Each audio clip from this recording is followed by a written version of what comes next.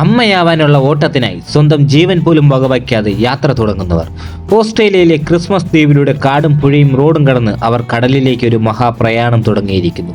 അതിനിടെ തക്കം പാർത്ത് നിൽക്കുന്ന ശത്രുക്കളിൽ നിന്ന് ഒഴിഞ്ഞു മാറണം, ചീറിപ്പായുന്ന വാഹനങ്ങളുടെ ടയറുകളിൽ നിന്ന് രക്ഷപ്പെടണം. ഒടുവിൽ ദൂരെയുള്ള കടൽ തീരത്തെത്തി ഇണചേർന്ന് മുട്ടകളിട്ട് കുഞ്ഞുങ്ങളെയും കൊണ്ട് തിരിച്ചു പോരണം. ഓസ്ട്രേലിയയിലെ ക്രിസ്മസ് ദ്വീപ് കുറച്ചു കാലമായി ഗക്കാർഡ് കോയഡിയ നാട്ടിലെ വിഭാഗത്തിൽപ്പെടുന്ന ഒരുതരം ചുവന്ന ഞണ്ടുകളുടെ ഈ വിസ്മയ കാഴ്ചയ്ക്ക് വേദിയാവുകയാണ്. ക്രിസ്മസ് ദ്വീപിലെ കാടുകളിൽ ഈ വിഭാഗത്തിൽപ്പെടുന്ന ഏകദേശം 20 കോടിയോളം ഞണ്ടുകളുണ്ടെന്നാണ് അറിയപ്പെടുന്നത്. ഇവയിൽ 10 കോടിയോളം വരുന്ന ഞണ്ടുകളാണ് മുട്ടയിടാനും അതിനുള്ള തയ്യാറെടുപ്പുകൾക്കും ഒക്ടോബർ മുതൽ ജനുവരി വരെയുള്ള മാസങ്ങളിൽ കടൽ തീരത്തേക്കും തിരിച്ചും യാത്ര തുടങ്ങുന്നത്.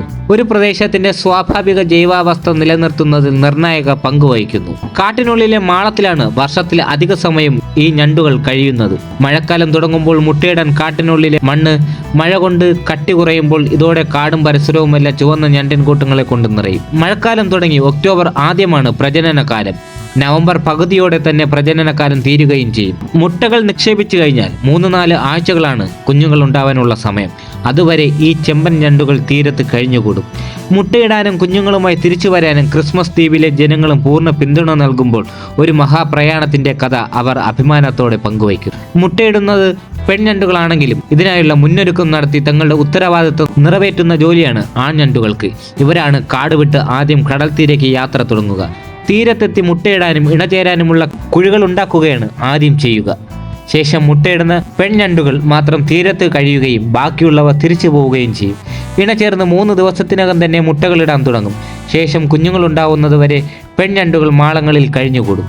ഒറ്റ സീസണിൽ 1 ലക്ഷം മുട്ടകൾ വരെ ഉൽപ്പാദിപ്പിക്കാൻ ഒരു പെൺഞണ്ടിന് സാധിക്കും. ഞണ്ടുകളുടെ മുട്ടകൾ ഉപ്പുജലവുമായി സമ്പർക്കത്തിൽ ഏർപ്പെടുന്നതോടെ കുഞ്ഞുങ്ങൾ വിരിയാൻ തുടങ്ങും. ഇവയിൽ പകുതിയോളം തിരമാലയ്ക്കൊപ്പം കടലിലേക്ക് ഒഴുകിപ്പോകുമെങ്കിലും അതിജീവിക്കുന്ന ലക്ഷക്കണക്കിന് കുഞ്ഞുങ്ങളാണ് അമ്മയ്ക്കൊപ്പം തിരിച്ചു പോരുന്നത്. അങ്ങനെ കടലിലേക്ക് ഒഴുകിപ്പോകുന്ന ലാർവകൾ കടലിലെ മീനുകളുടെ ഭക്ഷ്യശൃംഖല നിലനിർത്തുന്നതിൽ നിർണായക പങ്കുവഹിക്കുന്നു. മുട്ടയിടാനും ഇണചേരാനുമുള്ള യാത്ര എന്നതിനപ്പുറം ക്രിസ്മസ് ദ്വീപിലെ സ്വാഭാവിക ജൈവാവസ്ഥ നിലനിർത്തുന്നതിലും ഞണ്ടുകളുടെ പ്രയാണം പ്രധാന പങ്ക് വഹിക്കുന്നു. യാത്രക്കിടെ കാടിനുള്ളിലെ ഇലകളാണ് ഇവയുടെ ഭക്ഷണം. ഒപ്പം ഇവയുടെ വിസർജ്യം ഇവിടെയുള്ള മറ്റ് സസ്യങ്ങളും വളരുന്നതിൽ നിർണായക പങ്ക് വഹിക്കുന്നുണ്ട്. ഞണ്ടുകളുടെ പ്രയാണത്തെക്കുറിച്ച് പുറംലോകം അറിയുന്നത് 1900-ലാണ്. മനുഷ്യ ഇടപെടലുകൾ വർദ്ധിച്ചതോടെ ഇവ വ്യാപകമായി കൊല്ലപ്പെട്ടു.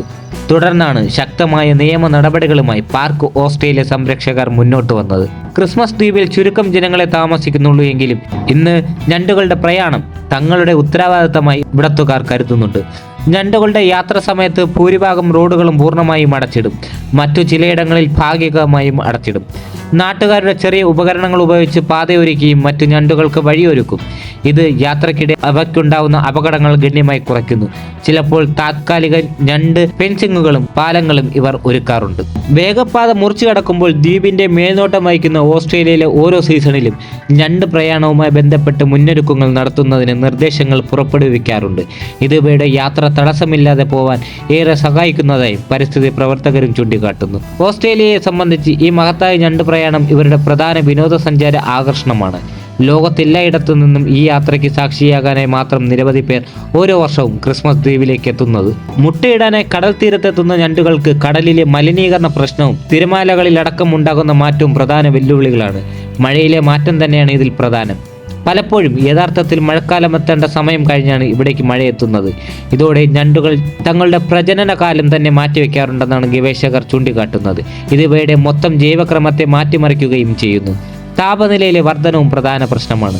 കാലാവസ്ഥ മാറ്റം മൂലം ദ്വീപിലെയും കടലിലെയും താപനില ഉയരുന്നതും ഇവയുടെ ജീവൻ നഷ്ടപ്പെടാൻ പ്രധാന കാരണമായി ചൂണ്ടിക്കാട്ടുന്നുണ്ട്. ഞണ്ടുകളുടെ പ്രയാണ കാലമാകുന്നതോടെ ദ്വീപിലെ റോഡുകളും വഴികളും മരങ്ങളും പാറകളുമെല്ലാം ചുവന്നു കാണപ്പെടും.